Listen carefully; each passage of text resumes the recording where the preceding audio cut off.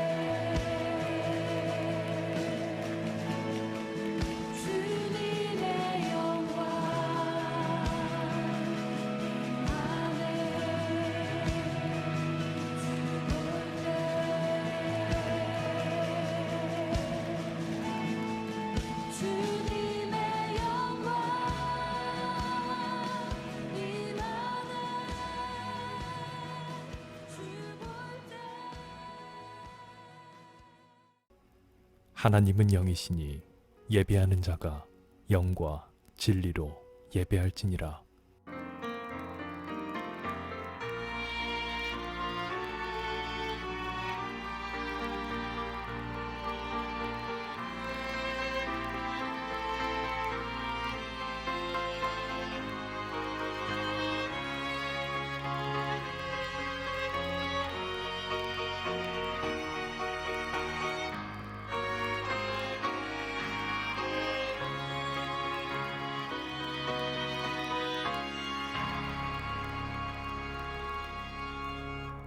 사도신경.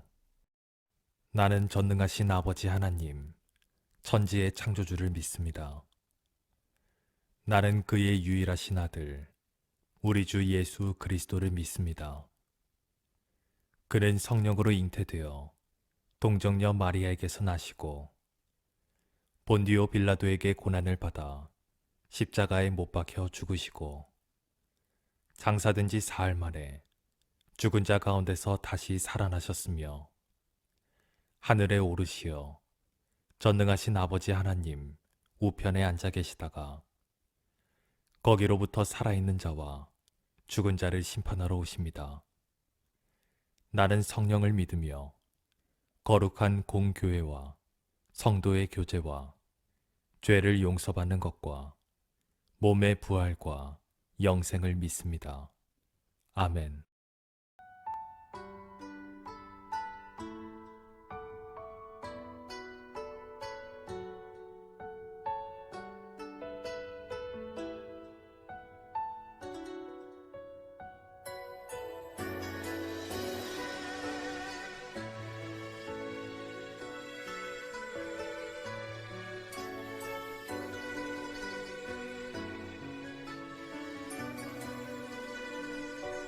난 지극히 작은 자 죄인 중에 괴수 무익한 날 부르셔서 간절한 기대와 소망 부끄럽지 않게 십자가 정케 하셨네. 어디든지 가리라 주 위에 서라면 나는 전하리 그 십자가 내 몸에 매일 십자가 그 보혈의 향기 온 세상 채울 때까지 살아도 주를 위해 죽어도 주를 위해 사나 죽으나 난 주의 것 십자가의 능력 십자가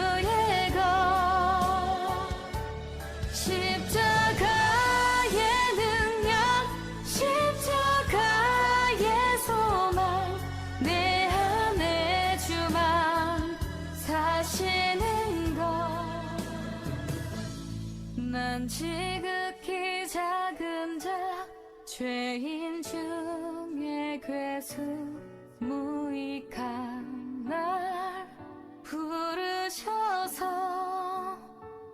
간절한 기대와 소망 부끄럽지 않게 십자가 정게 하셨네.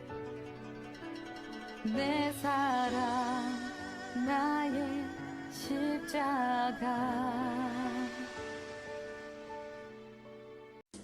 예수님의 비유, 오늘은 씨 뿌리는 자의 비유, 마태복음 13장 1절에서 9절의 말씀입니다.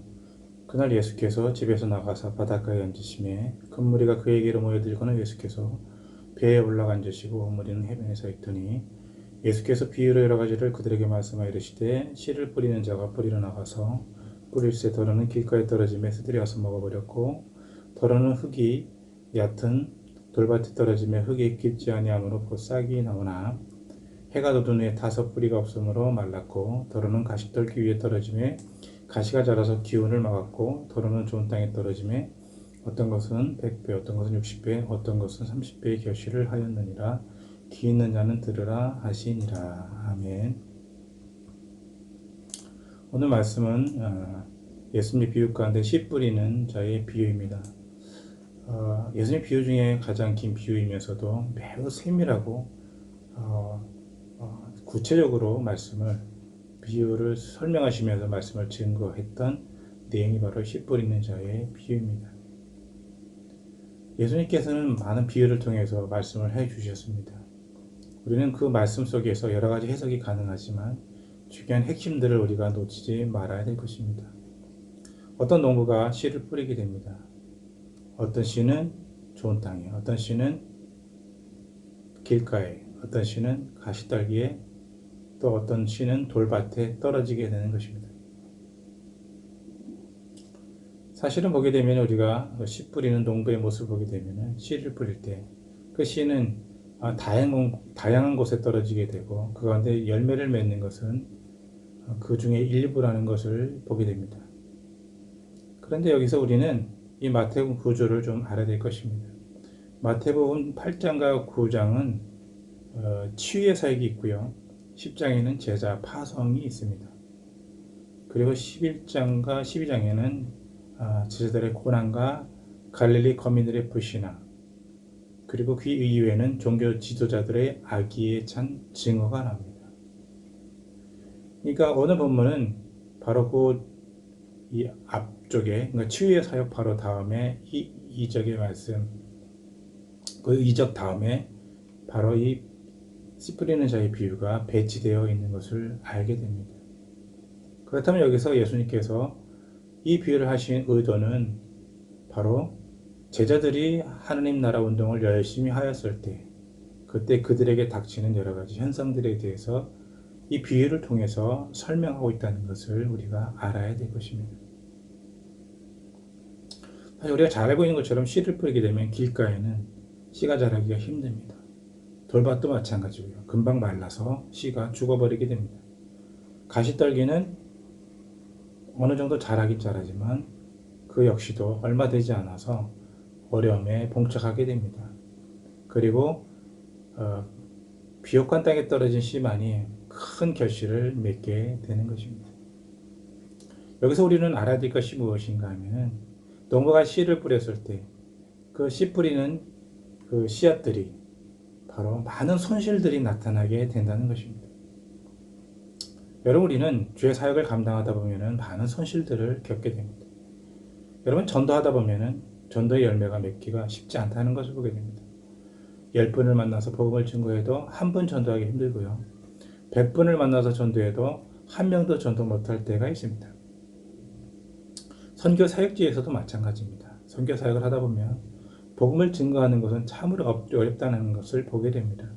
베트남도 마찬가지입니다. 종교를 바꾼다는 것이 쉽지 않습니다. 베트남은 전통적으로 불교 종교를 가지고 있고요. 많은 사람들이 불교를 믿습니다. 기독교인은 매우 적습니다. 채 1%가 되지 않는다고 합니다. 그런 가운데서도 복음을 증거했을 때 그들이 복음을 받아들이지 무너뜨리고 변화되는 가능성이 매우 적지만 그래도 있다는 것입니다. 하지만 많은 노력을 하더라도 매우 많은 손실을 겪게 됩니다. 그래서 선교지에서 우리가 선교를 하다 보면 매우 힘든 것을 겪게 됩니다. 10년이 지나고 20년이 지나도 내가 주변에 많은 사람들을 회심시키기가 쉽지 않다는 것을 깨닫게 됩니다. 아마도 선교를 후원하고 있는 많은 교회들이나 또는 개인들도 그럴 겁니다. 선교비를 보내고 기도를 하지만 과연 선교사님들이 잘 선교를 하고 있는지, 그리고 그곳에 열매를 맺고 있는지 궁금해하고, 아니면 많은 손실을 가져오고 있고 여러 가지 많은 노력들을 하지만 열매를 맺지 못하는 가운데 있지 않는가, 그래서 실망하고 낙심할 때가 있다는 것입니다. 이 비유 속에는 바로 우리가 깨달을 수 있는 그 말씀이 있다는 것입니다. 우리가 결코 낙심하지 말아야 될 것은 무엇인가 하면은 바로 그런 가운데 있을지라도 그렇게 많은 손실이 있어도 하나님 나라는 성장하고 있다는 것입니다. 어떤 한 작은 씨앗이 좋은 밭에 떨어졌을 때 그 열매는 매우 많은 열매를 맺게 되는 것입니다. 그것이 바로 우리가 복음을 증거해야 될 이유 가운데 하나인 것입니다. 우리가 복음을 증거하다 보면은 정말 어려운 일들이 참 많이 있습니다. 그리고 불확실합니다. 복음이 증거되고 있는지, 그들이 받아들이고 있는 건지 고민할 때가 많이 있습니다. 특별히 요즘에 코로나로 인해서 한국교회가 많은 어려움을 겪고 있습니다. 또한 최근에 몇몇 교회들을 통해서 안 좋은 모습들이 있어서 복음 증거하기가 더 어려워졌다는 것을 듣게 됩니다. 그렇지만 우리는 결코 낙심하지 말아야 된다는 것입니다. 그리고 그 낙심하지 않은 가운데서 우리는 계속해서 복음을 증거해야 되는 것입니다. 내 작은 노력과 정성이 결코 다 없어지는 것이 아니라 그 가운데 정말 엄청난 열매가 맺어진다는 것을 깨닫고 우리는 기도하면서 말씀을 증거하며 전도의 사명을 감당하며 사도행전 29장을 써 나가야 될 것입니다. 오늘 말씀을 통해서 또 하나 우리가 깨달아야 될 것은 무엇인가 하면 말씀을 듣는 자의 자세도 중요하다는 것입니다. 말씀을 듣는 자들을 보게 되면 말씀을 듣고 난 이후에 그 말씀이 매우 무성의하게 버려진다는 것을 보게 됩니다. 그것이 바로 길가나 돌밭이나 가시덤불과 같은 그러한 심령들이 있다는 것입니다. 그런데 이것은 복음을 전하는 사람이 아니라 복음을 듣는 자만을 생각해서는 안 된다는 것입니다. 우리가 말씀을 듣고 우리가 깨닫고 그 말씀을 내 마음 가운데 간직한 삶을 산다는 것은 결코 쉽지 않습니다. 여러분, 우리가 1년을 믿고 10년을 믿고 20년을 믿었을 때 여러분의 믿음은 어떻습니까? 여러분의 믿음의 씨앗은 어떻습니까? 혹시 내 씨앗은 가시덤불을 만나지 않았습니까? 혹시 내 씨앗은 처음에는 그 뜨거움이 있었지만 돌밭처럼 되진 않았습니까? 여러분, 우리가 복음 전도도 마찬가지고 신앙도 마찬가지입니다. 내 신앙이 시간이 지날수록 더 많은 열매로 맺어지게 되지만 그러지 못할 때가 있다는 것입니다. 여러분, 여러분의 삶 가운데 처음에 예수 믿었을 때의 모습, 내가 주님을 위해서 살겠다, 주님을 위해서 죽겠다, 그런 마음을 가지고 있다가 어느 순간이 되면은 예수님을 믿는다는 것이 습관적으로 변하고 예수님처럼 산다고 말했지만 다 나를 위해서 살았다는 것을 우리가 알게 되는 것입니다. 그래서 우리는 한 가지 깨달아야 할 것은 무엇인가 하면은 내가 처음 가졌던 그 믿음, 그 신앙을 간직해야 된다는 것입니다. 안 뺏기려고 노력해야 된다는 것입니다. 우리가 하나님의 말씀 받았을 때 우리는 그것을 뺏기지 않으려고 내가 처음 믿었던 신앙 뜨거움과 그리고 바로 선교의 열정, 복음의 열정을 놓치지 않으려고 그렇게 노력을 해야 된다는 것입니다. 그렇지 않으면 우리는 어느 순간 우리의 마음 가운데, 우리 심령 가운데 하나님의 말씀이 완전히 없어지고 그리고 나 중심과 무관심과 말씀과 멀어지는 삶을 살게 된다는 것입니다. 하지만 우리가 낙심하지 말아야 될 것은 무엇인가 하면은 하나님의 말씀은 생명이 있다는 것입니다. 그래서 우리가 다시금 그 말씀을 듣고 다시금 찬양 가운데 있고 다시금 우리가 하나님의 설교를 듣게 되면은 그 가운데 뜨거움이 다시 회복된다는 것을 우리는 알아야 될 것입니다. 왜 그렇습니까? 하나님의 말씀은 죽은 말씀이 아닙니다. 일반 우상들이 아니라는 것입니다. 하나님 살아계셔서 우리가 말씀을 듣고 말씀을 읽고 우리가 기도할 때 하나님께서 직접 우리 가운데 음성을 들려주시고 그리고 우리를 뜨겁게 해주신다는 것입니다. 그래서 우리를 다시 일으켜 세워주시고 그리고 우리의 메말랐던 것들을 회복시켜 주는 것입니다. 길가가 뒤집어 엎어지는 것입니다. 돌이 깨어져 버리고 거기가 새로운 생명이 날 수 있는 그런 자리가 된다는 것입니다. 가시덤불은 불에 타버리면 더 좋은 거름으로 바뀌게 됩니다. 그래서 더 큰 열매를 맺을 수 있다는 것입니다. 완악한 심령이 변화되었을 때 큰 일꾼이 되는 것처럼 우리가 이제는 복음의 자리로 가시길 바랍니다. 선교의 자리로 가시기 바랍니다.